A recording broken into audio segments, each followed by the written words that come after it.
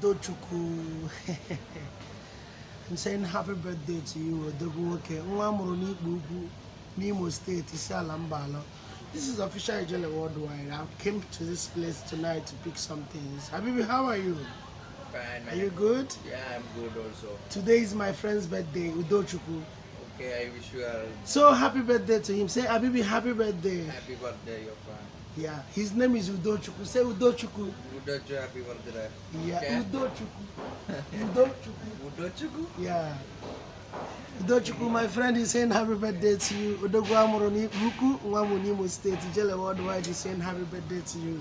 As you can see, I came here to pick some items I'm going to bring to your place because today is your day, and you said we should come to Tiger Building to have fun with you. Really, Kali. Ijele Worldwide not there. My fans are there. As you can see, okay, Indian, I say happy birthday because now he knows I'm Medi. Oh yeah, Dome. Ebuni afunde kwa atoro wukoma. And I say na garden do na landed ndo. Jije ebunagi mo na ebunagi. Na juli Fiji bili nya wala na zelemmel maka no fuck di deja wana. Ilo meju na jaga n'ogu. Nwa amuru n'isi ala mbalo.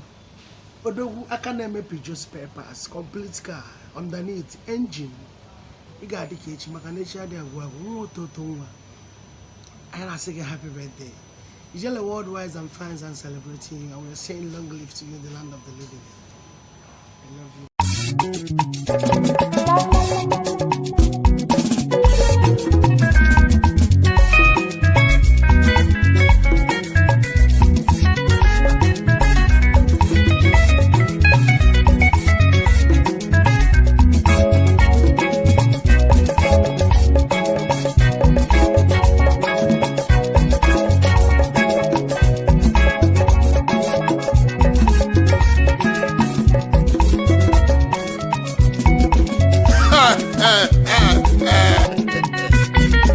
Ibu Sam Loco na United Arab Emirates.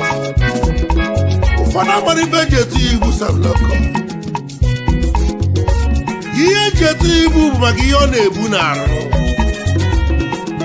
Ojikushi na doshi angaba na emogo. Ibu agaba ko. Ije amala. Ose tiela.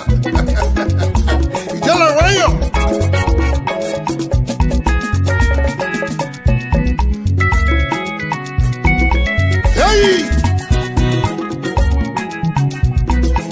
Asi Michael onye kwelesu n'aka n'Ijele buli gbabịakwa ọzọ nwanne m.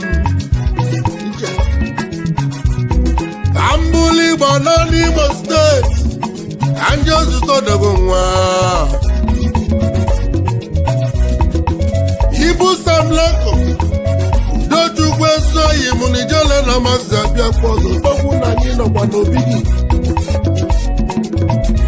Ibu nwanne m Ijele onye nwekwu n'ọsọ buli gbadaba n'Imo steeti ka ndị ozụtọ dogo nwa.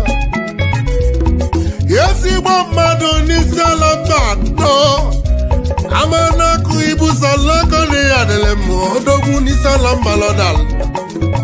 Odogwu nwa mụrụ ọbụma nwa mụrụ n'ikpu ukwu Ijele onye nwekwe kene odogwu nwa n'isi ala mba lọ. Ibu nwoke ọma Ibu Sam Loco. Ibu ọma ọga na Dubai. Ibu Sam Loco. Ọgaranya obi edocha